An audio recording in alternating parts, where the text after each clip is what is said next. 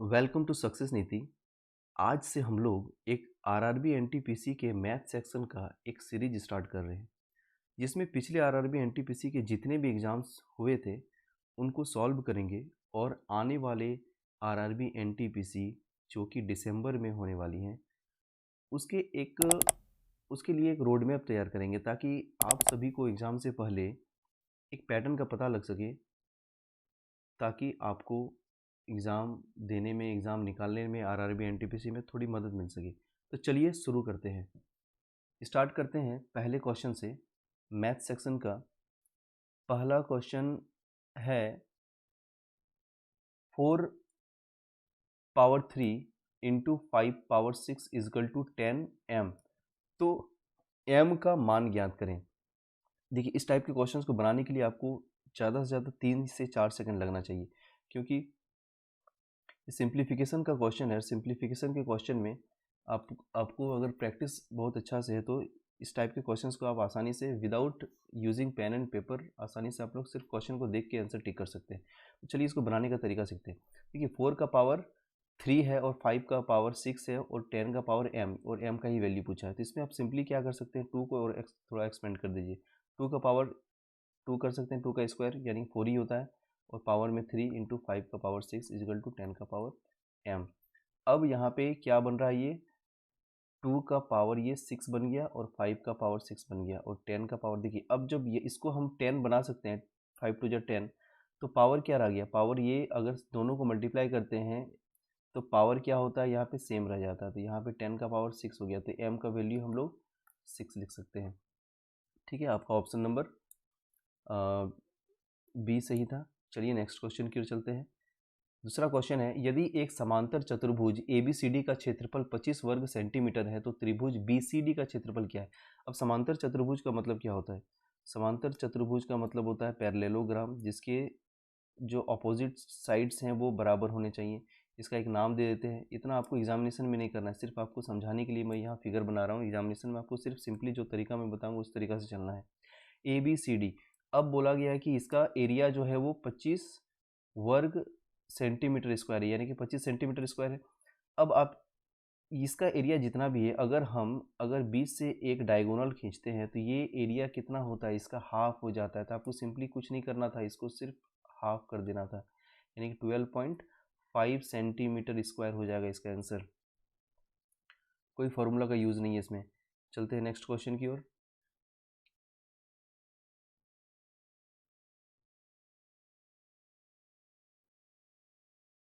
Next math का question है, दो संख्याओं का महत्तम समापवर्तक HCF 24, यानी कि HCF, दो संख्या का HCF दिया गया है कितना, 24 दिया गया है, 24 दिया गया है HCF। और कहा गया है कि निम्नलिखित में से, यानी कि जो ऑप्शंस हैं 118, 118, 144, 128, 136, इन ऑप्शंस में से इसका लघुत्तम समापवर्तक यानी कि LCM क्या हो सकता है। अगर HCF 24 है तो LCM क्या हो सकता है। अगर यहाँ पे सकता नहीं होता तो शायद इस क्वेश्चन को आंसर हम लोग नहीं दे सकते थे, लेकिन यहाँ पे प्रोबेबिलिटी पूछा, ये सब नंबर जो है उससे कौन सा ऑप्शन से चुन सकते हैं हम लोग, इसके LCM हो सकता है। तो आप लोग को मालूम है HCF क्या होता है, दो संख्या का कॉमन, जो सबसे बड़ा कॉमन होता है वो होता है HCF। मान लेते हैं वो संख्या एक A है और एक B है, तो A और B का जो कॉमन निकल रहा है वो 24 है। अब यहाँ पे सिंपली आपको समझना है कि LCM क्या हो सकता है। तो 24 को आप एक्सपेंड कर लीजिए। अगर इसको फैक्टराइज करते हैं तो 2 होता है, 3 से कटेगा, 4 से 6, 12 और सॉरी एक 8 भी है, 8 से कटेगा और 24 से कटेगा। अब यहाँ पे ऑप्शंस को आपको देखना है कि जितने भी ऑप्शंस हैं वो ये सब नंबर से अगर पूरी तरह से कट रहे हैं तो आपका आंसर वही होने वाला है। तो यहाँ पे देखते हैं, 2 से 118 2 से कट जाएगा, 3 से 8 3 से नहीं कटेगा ये, क्योंकि डिजिबिलिटी मेथड आपको जानना होगा। 144 2 से कट रहा है, 3 से भी कटेगा, 4 से भी कटेगा, 6 से भी कट रहा है, 8 से भी कट रहा है, 12 से भी और 24 से भी, यानी कि आंसर आपका 144 आना है, ऑप्शन बी। ठीक है, चलिए चलते हैं नेक्स्ट क्वेश्चन की ओर। सरल करें ये नेक्स्ट क्वेश्चन है, सरल करें, सिंप्लीफिकेशन का क्वेश्चन है। 3, 1, 3/7 1/3 प्लस 3/3 1/7। अब देखिए इसको सिंपली डायरेक्ट हम लोग इसे सॉल्व करेंगे। 7 3 जा 21 22/3 को हम लोग ऊपर ले जाएंगे, प्लस 7 3 जा 21 22/7 को हम लोग ऊपर ले जाते हैं और इधर पहले से 3 है तो ये क्या हो जाएगा 22 आपका है यहाँ पे, नीचे प्लस है सेम है तो 22 लिखेंगे। 3 3 जा 9 और 7 3 जा 21 यानी कि 30 हो गया। अब इसको हम लोग काटेंगे तो ये 15/11 आपको मिल रहा है तो ऑप्शन नंबर आपका क्या हो जाएगा 11। इसको अगर हम लोग मिक्स्ड फ्रैक्शन में तोड़ते हैं तो 11 1 4 ये हो गया आंसर आपका ऑप्शन नंबर बी। ठीक है, चलते हैं नेक्स्ट क्वेश्चन की ओर। एक महिला किसी व्यक्ति का परिचय करते हुए, ये रीजनिंग का क्वेश्चन है। रीजनिंग का सेक्शन को अभी हम लोग छोड़ के चलते हैं। अगर आपको रीजनिंग का भी सेक्शंस का वीडियो चाहिए तो आप लोग कमेंट में ज़रूर बताएं, मैं रीजनिंग के लिए अलग से वीडियो बना दूंगा। इस वीडियो में फिलहाल हम लोग मैथ के ही क्वेश्चंस को सॉल्व करेंगे। 20 नंबर क्वेश्चन है 16/a, ये भी सिंप्लीफिकेशन का ही क्वेश्चन है। 16/a is equal to 1/√0.25 find the value of a, यानी कि a का आपको वैल्यू निकालना है। अब देखिए 16/a को 16/a ही रहने देते हैं अभी, और इसको हम लोग सिंपली सॉल्व कर सकते हैं। 0.25 रूट को अगर हटाएंगे तो रूट को अगर हम लोग स्क्वायर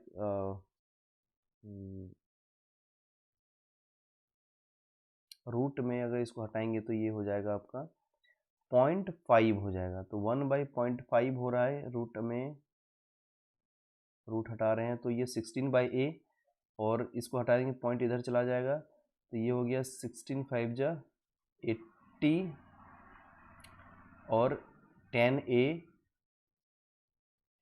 तो इसको काटते हैं, a का वैल्यू आपका 8 आ रहा है। यहाँ पे आंसर आपका एग्जामिनेशन में ऑप्शन देने में शायद यहाँ पे मिस्टेक हुआ होगा कमीशन को, इस वजह से इस क्वेश्चन को discrepancy is found in this question, so इसको इग्नोर कर दिया गया था। तो अगर इस टाइप का अगर आंसर आपका 8 ऑप्शन में रहता कहीं तो आपका आंसर 8 होता इसमें। चलते हैं नेक्स्ट क्वेश्चन की ओर। नेक्स्ट क्वेश्चन आपका टाइम एंड वर्क से है, समय और कार्य से। क्वेश्चन है ए एक काम को 40 दिन में कर सकता है, ए एक काम को 40 दिन में कर सकता है, बी उसी काम को 30 दिन में करता है। यदि दोनों मिलकर काम करते हैं तो यह काम समाप्त करने में कितना समय लगेगा। मान लेते हैं 40 और 30 का एलसीएम हम लोग लेंगे और ये हो जाएगा 120। सपोज करते हैं कि काम जो है वो 120 यूनिट काम है। अब अगर ए 40 दिन में 120 यूनिट काम करता है तो पर डे उसका कैपेसिटी क्या है काम करने का, 3 यूनिट का काम करने का है, और बी का कैपेसिटी कितना है 4 यूनिट काम करने का है। तो अगर दोनों मिल जाएंगे तो एक दिन में कितना यूनिट काम होगा 7 यूनिट काम होगा। 7 यूनिट काम होगा तो 120 यूनिट को अगर 7 यूनिट के हिसाब से करा जाए तो कितना समय लगेगा, यही क्वेश्चन में पूछा गया है। तो यहाँ 7 हो जाएगा, 7 1 जा 7 7 7 जा 49 ये 1 हो गया ऑप्शन नंबर ए। ठीक है,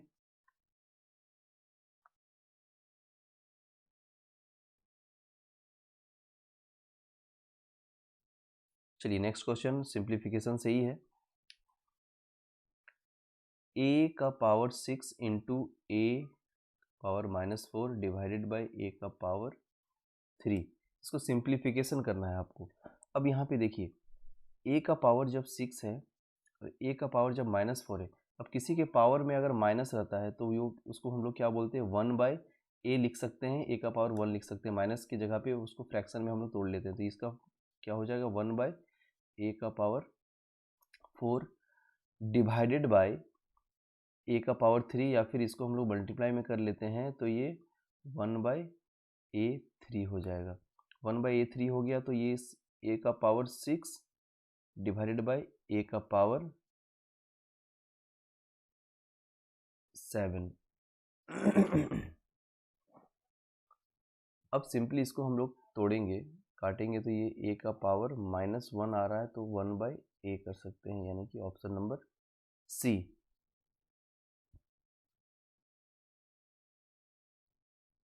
एक परीक्षा में 40 छात्र द्वारा प्राप्त किए गए अंकों का माध्य 72.5 है। बाद में यह पता चला कि गलती से एक छात्र के अंक 84 की जगह 48 लिखे गए थे। सही माध्य ज्ञात करें। अब देखिए, इसको एक तरीका से तो ऐसे बना सकते हैं कि मल्टीप्लाई 72.5 जो एवरेज है, मेन है, माध्य है, उसका अगर हम लोग 40 से मल्टीप्लाई करेंगे तो टोटल आ जाएगा। फिर सिंपली इसमें क्या करेंगे, जो 84 की जगह 48 लिख दिया था उसका हम लोग माइनस ले लेंगे। ठीक है, तो यहाँ पे आपको मिल रहा है 36, यानी कि ज़्यादा इंक्रीज होगा। तो यहाँ पे जो सम निकलेगा मेरा, उसमें 36 को हम लोग ऐड कर देंगे और 40 से डिवाइड कर देंगे तो एवरेज निकल जाएगा। तो इसमें सिंपली थोड़ा सा ये टाइम लगेगा कि आप लोग को थोड़ा सा कैलकुलेशन में टाइम लग सकता है। तो इसका सिंपल सा एक तरीका है, बहुत अच्छा तरीका आप लोगों को मैं बताऊंगा। देखिए, 72.5 एवरेज तो है ही पहले से। अभी क्या हो रहा है कि 36 मार्क्स जो है वो बढ़ रहा है ना।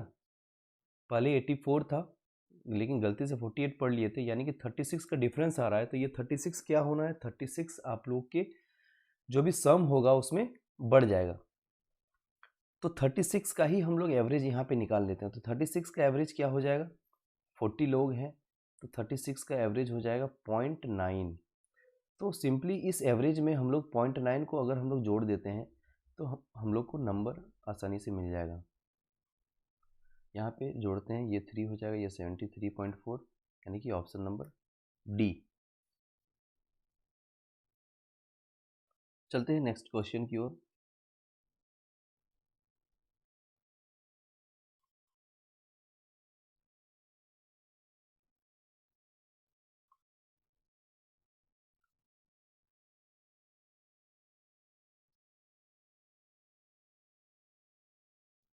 अगला क्वेश्चन है, एक दुकानदार 2 कुर्सियां 462 रुपये में बेचता है। एक पर वह 12% का लाभ कमाता है और दूसरे पर वह 12% की हानि। निम्नलिखित में से कौन सा सही है। अब देखिए, यहाँ पे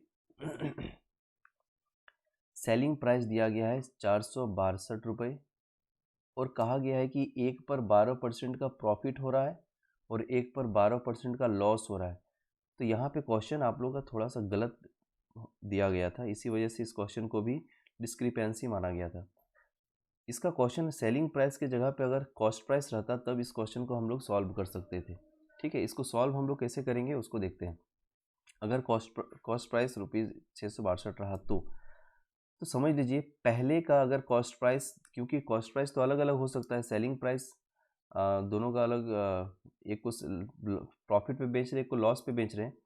तो कॉस्ट प्राइस जो है अगर वो दोनों का मिला के 462 है तो दोनों का अलग अलग क्या होगा, या फिर इस तरह से अगर क्वेश्चन रहता है कि दोनों का अलग अलग कॉस्ट प्राइस क्या है, उस टाइप के क्वेश्चन को हम लोग ऐसे बनाते हैं। मान लेते हैं पहला कॉस्ट प्राइस एक्स है और दूसरा कॉस्ट प्राइस वाई है। अब अगर इसको हम लोग प्रॉफिट पे बेच रहे हैं 12% के प्रॉफिट पे, तो सिंपली इसको हम लोग कितना में बेच रहे हैं, 112% में बेच रहे हैं। ठीक है, अगर y को हम लोग लॉस में बेच रहे हैं तो इसको हम लोग 88% लॉस में बेच रहे हैं। अगर x और y का हम लोग को यहाँ पे कॉस्ट प्राइस का रेशियो अगर मिल जाए तो इस कॉस्ट प्राइस को हम लोग क्या करते हैं, उस रेशियो के हिसाब से हम लोग बांट सकते हैं। तो सिंपली इसको ऐसे 100 कट जाएगा, फिर यहाँ से 28 से कटेगा ये 22, यानी कि ये हो गया 14 और 11। 14 और 11 के रेशियो से x का वैल्यू कितना है, x इजकल टू 11 हो जाएगा और y इजकल टू 14 हो जाएगा। अब सिंपली आप लोग को बोल सकते हैं ऐसे, 4 1 5 हो गया, 2 25 का वैल्यू हो गया 462। अगर इस तरह से सिंपली 1 का वैल्यू हम लोग निकाल लेते और उसके बाद 1 का वैल्यू निकालने के बाद x का वैल्यू क्या है 11 और y का वैल्यू है 14, तो दोनों का कॉस्ट प्राइस हम लोग यहाँ से निकाल सकते थे। ठीक है, चलते हैं नेक्स्ट क्वेश्चन की ओर। लिखा है ABC एक साझेदारी कंपनी में 120,393 रुपये का मुनाफा कमाता है, जिससे ABC में 5:1 के 5:3:1 के अनुपात में बांटा जाता है, तो B का हिस्सा क्या होगा।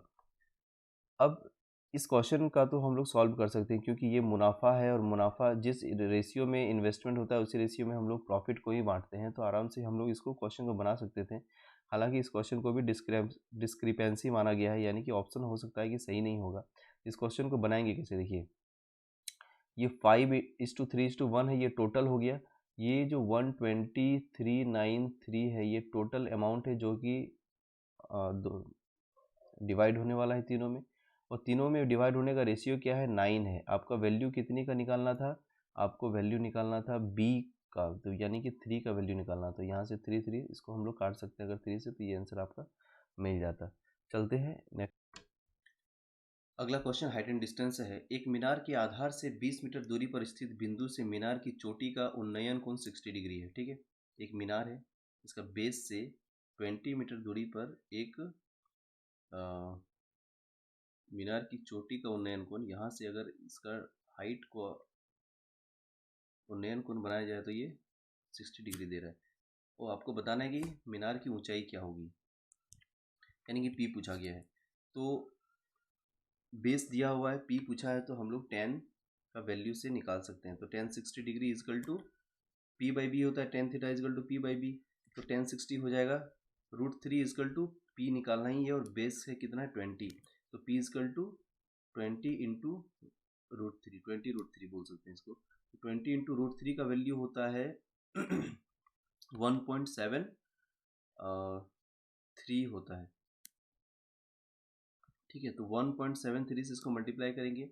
चलिए जीरो को इग्नोर करते हैं, इसे अभी पॉइंट को इग्नोर करते हैं, हम लोग 2 से इसको मल्टीप्लाई करते हैं। 2 3 जा 6, 7 2 जा 14, 4 हाथ में 1, 2 1 जा 2 और 1 3, और एक जीरो और था यहाँ पे, और एक पॉइंट 2 देंगे 34.6, यानी कि ऑप्शन नंबर बी।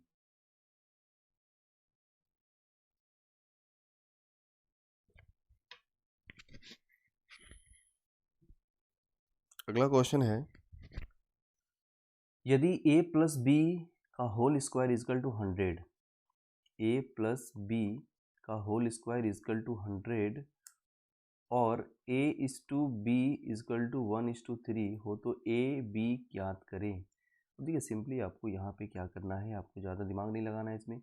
आपको a प्लस बी का वैल्यू अगर स्क्वायरिंग हम लोग बोथ साइड करेंगे या फिर रूट बोथ साइड करेंगे, तो ये क्या मिल रहा है हमको, a plus B equal to 10।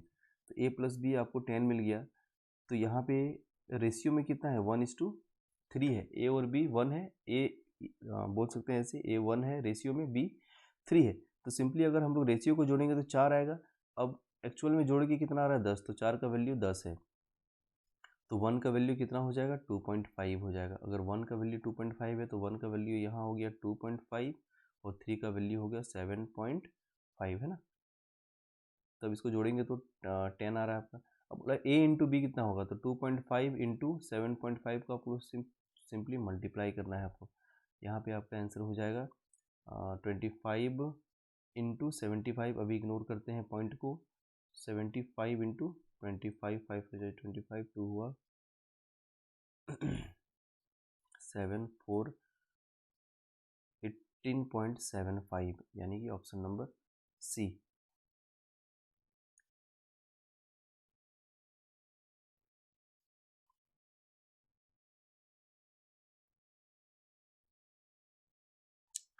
ये रीजनिंग का क्वेश्चन है, आगे चलते हैं।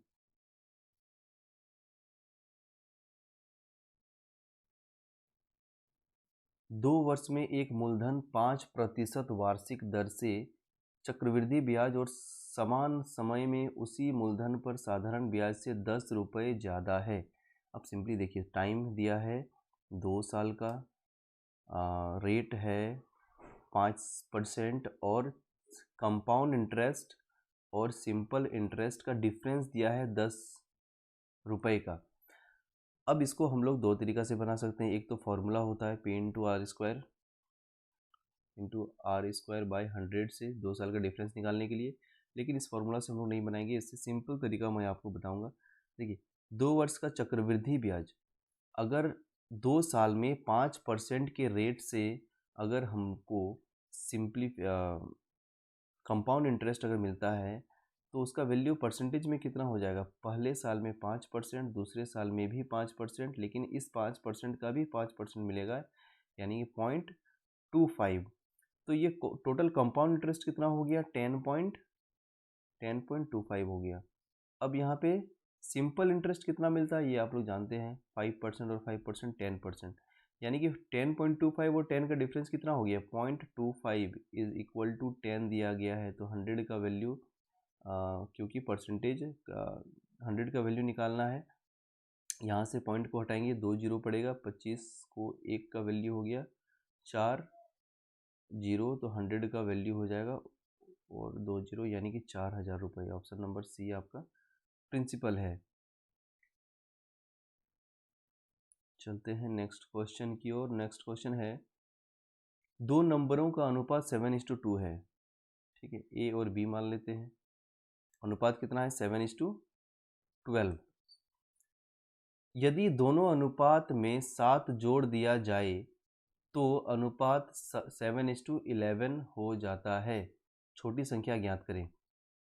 अब देखिए इसको भी हम लोग दो तरीका से बना सकते हैं। इसको 7x मान लिए, इसको 12x मान लिए, दोनों संख्या में 7 को जोड़ दिए और जोड़ने के बाद फिर हम लोग को मिल क्या रहा है, अनुपात 7/11 मिल रहा है। अब इसको हम लोग सॉल्व करेंगे तो आंसर मिल जाएगा, लेकिन इससे बेस्ट तरीका है, सबसे कम समय में आप लोग बना सकते हैं, टाइम को यूटिलाइज कर सकते हैं दूसरे तरीका से। देखिए पहले 7:11 था, लेकिन 7 जोड़ने के बाद 7:11 हो गया। अब यहाँ पे देखना है आप लोग को एक चीज़, रेशियो का एक नेचर होता है, जब भी इसमें कुछ ऐड करते हैं दोनों में सेम चीज़, तो ऐड करना सब्ट्रैक्ट करना क्या होता है, दोनों के बीच का डिफरेंस होता है। लेकिन यहाँ पे देखिए इसमें कोई भी डिफरेंस नहीं आया, 7 से 7 कोई डिफरेंस नहीं आया, 12 से 11 भी कोई डिफरेंस, एक का डिफरेंस आया लेकिन इसमें जोड़ा नहीं गया है, इसमें घटाया गया है। तो सिंपली इस डिफरेंस को सेम करने के लिए, जब दोनों में सेम डिफरेंस हो रहा हो, जैसे क्वेश्चन में यहाँ दिया गया है कि 7 जोड़ दिया जाता है दोनों में, तो इस तरह का क्वेश्चन अगर आपको मिले कहीं भी, तो सिंपली आपको क्या करना है, दोनों रेशियो को आपको सेम कर लेना है। यहाँ पे मैं फ्रेश से बना रहा हूँ इसको, 7:12 और 7:11। करना क्या है, इसका डिफरेंस कितना है, 5 का डिफरेंस होगा, इसका डिफरेंस कितना है, 4 का डिफरेंस होगा। अब क्या करना है, क्रॉस मल्टीप्लाई करके हमको एक नया रेशियो लेना है। ये कितना हो जाएगा, 28, और ये कितना हो जाएगा 48।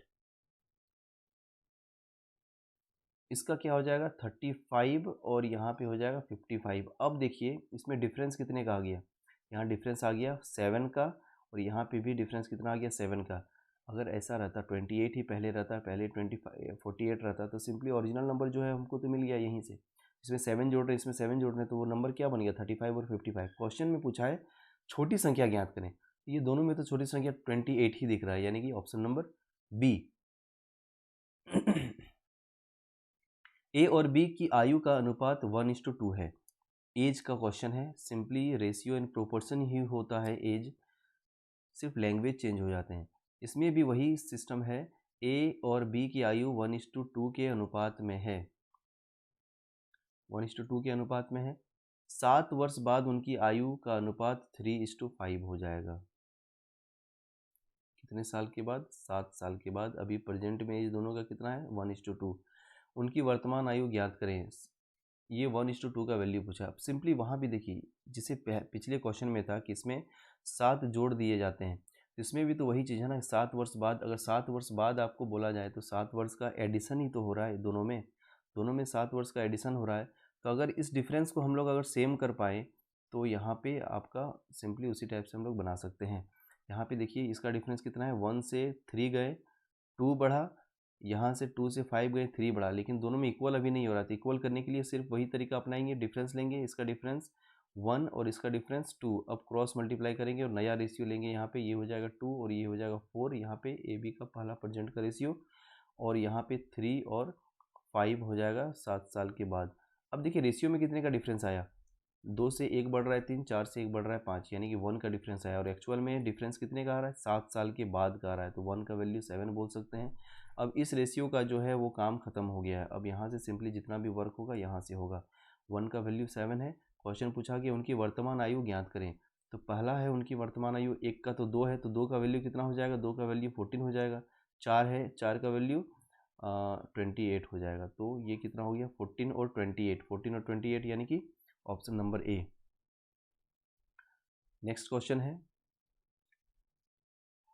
डीआई से क्वेश्चन पूछा गया है, निम्नलिखित चार्ट कक्षा के छात्रों द्वारा खेले गए खेलों को दर्शाता है। यदि 165 छात्र, टोटल नंबर ऑफ स्टूडेंट्स कितने हैं 165 छात्र डी खेल खेलते हैं तो विद्यालय में छात्रों की कुल संख्या कितनी है। अब डी का जो वैल्यू है वो परसेंटेज में यहाँ दिया गया है 15%, तो इस हिसाब से हो गया 15% इजिकल टू 165।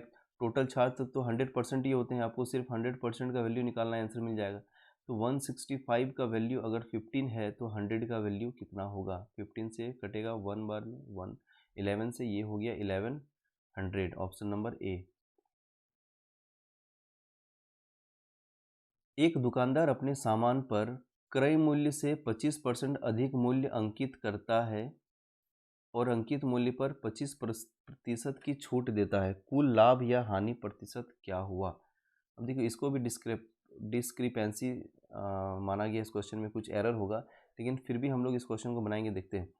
पहले समझ लीजिए कि कॉस्ट प्राइस कितना होता है, हमेशा 100% होता है, मान के चल, जब मानते हैं तो 100% मान के चलेंगे। अब एक होता है मार्केट प्राइस और एक होता है सेलिंग प्राइस, मतलब कॉस्ट प्राइस जिस दाम में हम लोग खरीद रहे हैं, मार्केट प्राइस मतलब जो अंकित कर रहे हैं, और सेलिंग प्राइस जिस सामान में हम लोग, जिस रेट पे हम लोग सामान को बेच रहे हैं। अब देखिए कॉस्ट जब भी अंकित मूल्य होता है, जब भी अंकित मूल्य अधिक करा जाता है तो 100% में 25% बढ़ाया गया है, ये हो गया 125 रुपया इसका लिखा गया।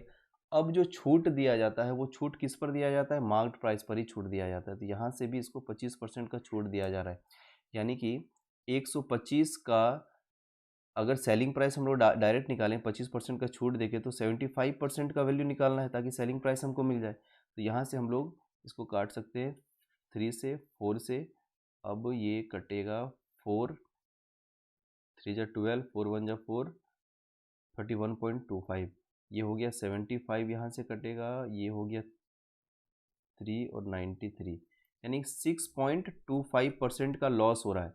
इसको एक दूसरे तरीका से ही बना सकते हैं, जैसे एक में फ़ायदा ले रहा है, 25% का लाभ किया, फिर दूसरे में 25% का नुकसान कर रहा है, तो इसके लिए एक फॉर्मूला होता है A plus B plus minus A into B by 100। ये किसका होता है, जब कंजिक्यूटिव परसेंटेज का हम लोग वैल्यू निकालते हैं, इस फॉर्मूले से बहुत सारे क्वेश्चंस को हम लोग सॉल्व करते हैं, परसेंटेज से रिलेटेड, एरिया से रिलेटेड बहुत सारे क्वेश्चन को हम लोग सॉल्व करते हैं। तो इस क्वेश्चन को, इस फॉर्मूला का यूज इस क्वेश्चन में हम लोग कैसे कर सकते हैं, देखिए पहले 25% का इंक्रीजमेंट हो रहा है, फिर 25% का छूट दे रहे हैं, अब ये इसको प्लस माइनस यहाँ पे माइनस लिखना है, फिर 25 इंटू 25/100, यहाँ पे ये माइनस प्लस कट गया, माइनस हुआ, यानी कि माइनस का अगर साइन आ रहा था आपको लॉस ही होना है। 25 4 जा, अब यहाँ से 4 से 25 को काटेंगे तो 6.25% का लॉस होना है, लेकिन ऑप्शन में 6.25% था नहीं, इसलिए इस क्वेश्चन को डिस्क्रिपेंसी साबित घोषित किया करा गया।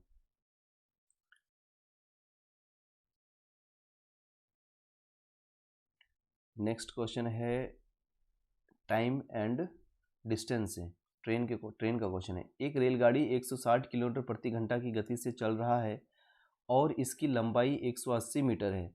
रेलगाड़ी द्वारा एक खंभे को पार करने में लगने वाला समय ज्ञात करें। अब देखिए जब एक रेलगाड़ी एक खंभे को या फिर एक आदमी को पार करती है, वो तो सिर्फ अपने ही डिस्टेंस को, अपने ही लंबाई को पार करती है।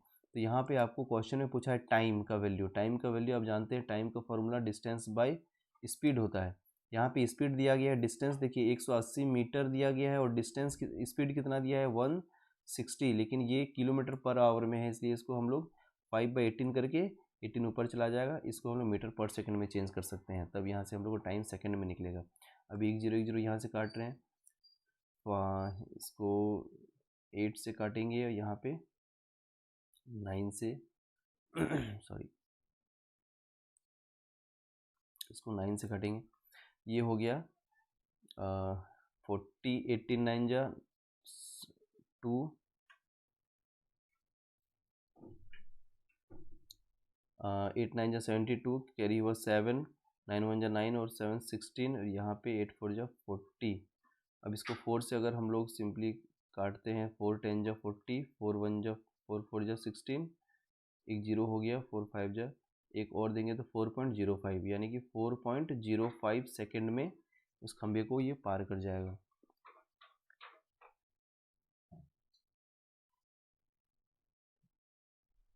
अगला क्वेश्चन है, यदि निम्नलिखित आंकड़ों का बहुलक 52 है तो x का मान ज्ञात करें।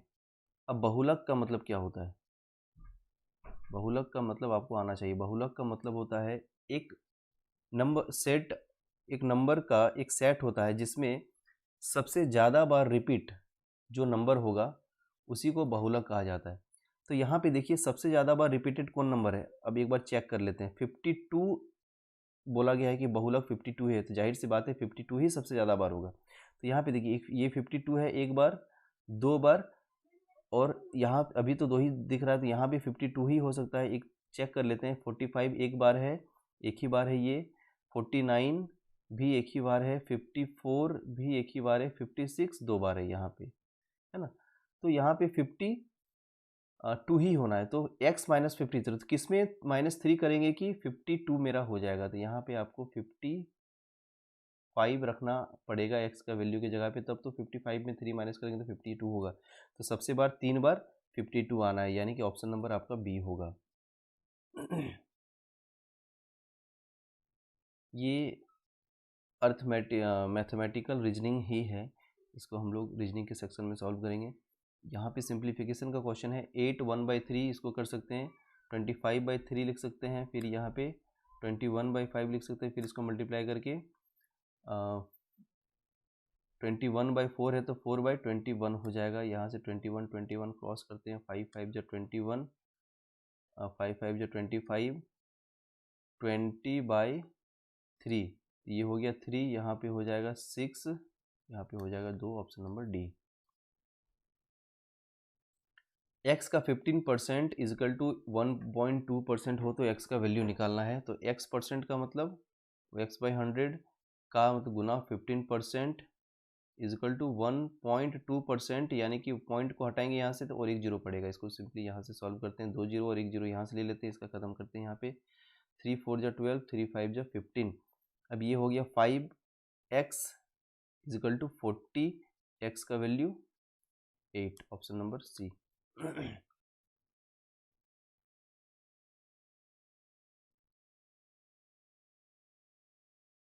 अगला क्वेश्चन है, ए 3,480 रुपये की साइकिल बेचकर 20% का लाभ कमाता है। क्रय मूल्य ज्ञात करें। कॉस्ट प्राइस निकालने बोला है। सेलिंग प्राइस दिया गया है 3480, और इसको बेचने पर कितना परसेंट का लाभ हो रहा है? 120% का लाभ हो रहा है, यानी कि सेलिंग प्राइस का परसेंट वैल्यू कितना? 120%, यानी कि 3480 को बोल सकते हैं 120, निकालना है वैल्यू 100 का। 1 0 काटते हैं यहाँ से हम लोग, इसको सिंपली करेंगे 24 1 12 2900 रुपीज़। ये हो गया आपका ऑप्शन नंबर बी।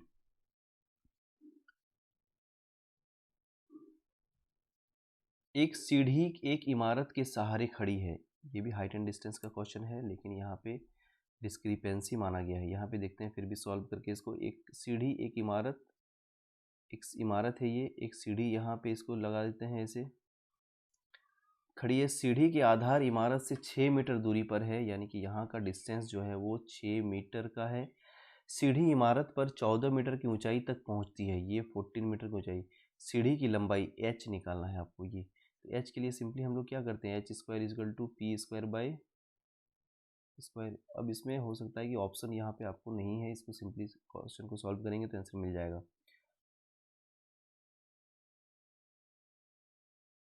एक बल्लेबाज अगले ओवर में भी स्ट्राइक पर बने रहकर ओवर के अधिकतम स्कोर कर सकता है। इसमें भी बॉल, इसने नो बॉल, वाइड या ओवरथ्रो शामिल नहीं है, तो ज़्यादा से ज़्यादा कितना हो सकता है? यहाँ पे ऑप्शन नंबर सी 35 दिया, लेकिन 36 होगा इसका आंसर।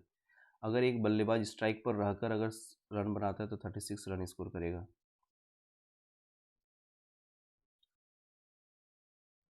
लिखा है, एक वृत्त की सबसे बड़ी जीवा का माप 10 सेंटीमीटर। एक वृत्त की सबसे बड़ी जीवा क्या होती है? उसकी डायमीटर होता है, ठीक है। जो डायमीटर होता है वही सबसे बड़ा उसका जीवा होता है। और कहा गया है कि सबसे छोटी जीवा, जो छोटी जीवा कहीं भी हम लोग बना सकते हैं, वो उसका सेंटीमीटर 4 सेंटीमीटर है, मान लेते हैं यहाँ पे। वृत्त की त्रिज्या ज्ञात करें।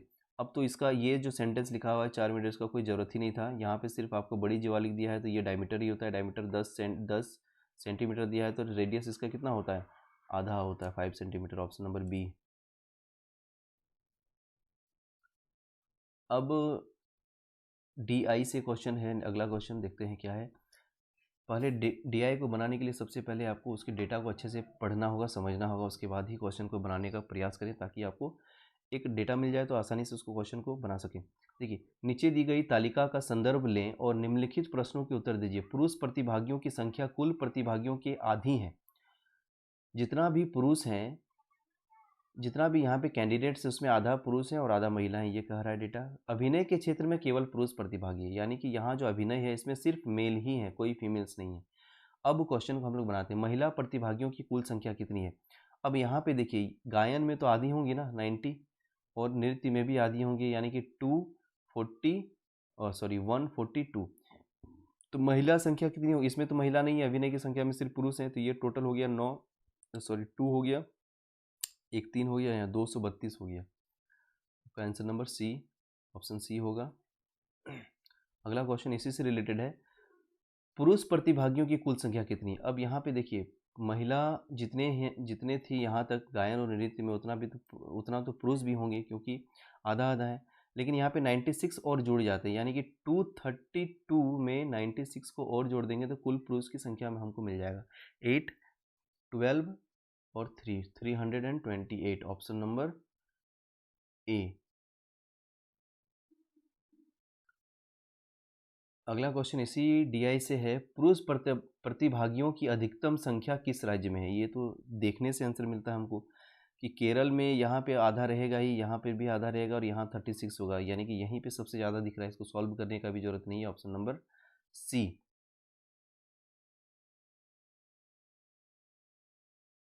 अगला क्वेश्चन है, यहाँ पर चावल के 3 ढेर हैं जिनका वजन 120 किलो। 3 ढेर हैं चावल का, जिसमें है 120 केजी का एक है, 144 केजी का दूसरा है और 204 केजी का तीसरा बैग है। एक बैग की अधिकतम क्षमता ज्ञात करें ताकि प्रत्येक ढेर के चावल के बैग की सटीक संख्या में पैक किया जा सके।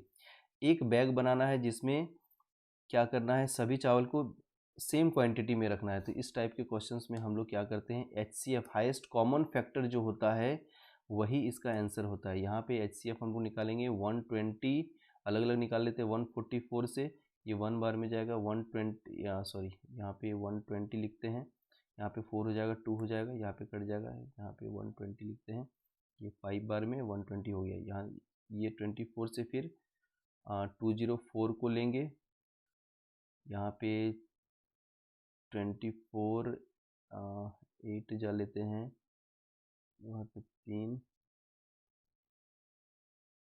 192 हो गया, ये हो गया 2 बचेगा यहाँ पे कट गया पूरा,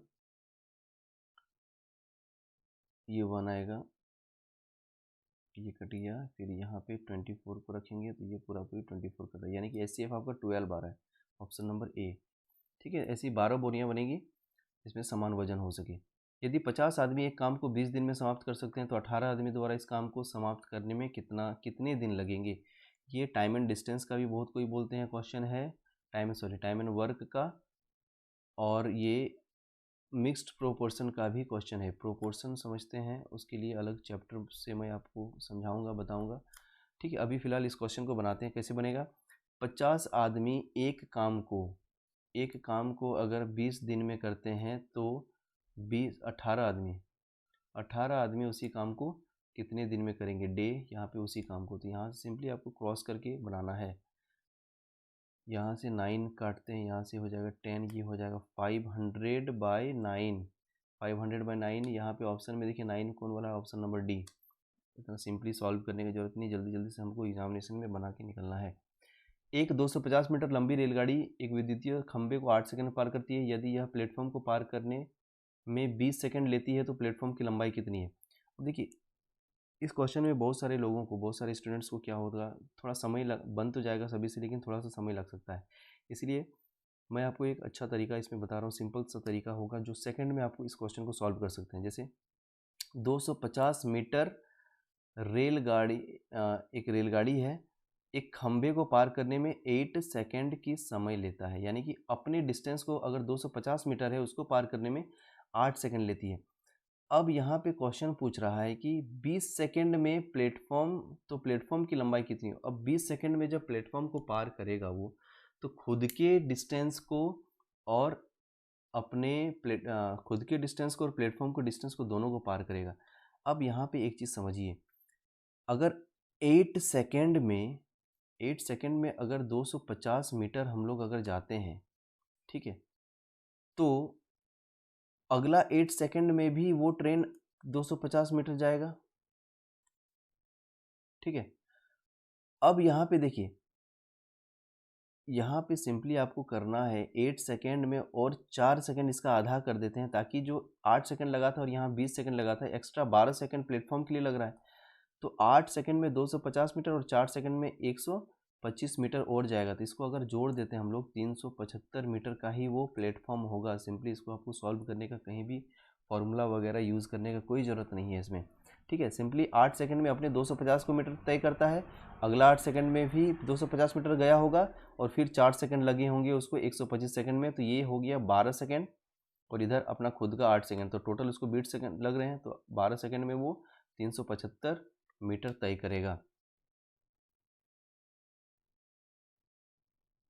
निम्नलिखित में से कौन सी संख्या एक पूर्ण वर्ग है। पूर्ण वर्ग कौन सा हो सकता है। यहाँ पे देखिए, यहाँ पे सिंपली आप 81 देखने से भी लग रहा है 0.0025, लेकिन आपको सिंपली जब पॉइंट को हटाइएगा तब आपको मिलेगा कि यहाँ 100 है, तो ये 9 भी होगा 100 भी है, लेकिन 8.1 को 81 तो हो जाएगा, लेकिन 10 एक पूर्ण वर्ग नहीं है। यहाँ पे 25 को भी अगर लेंगे, 25 को भी अगर हम लोग लेते हैं तो यहाँ पे 1000 हो जाएगा, और 1000 क्या होता है, एक पूर्ण वर्ग नहीं होता है।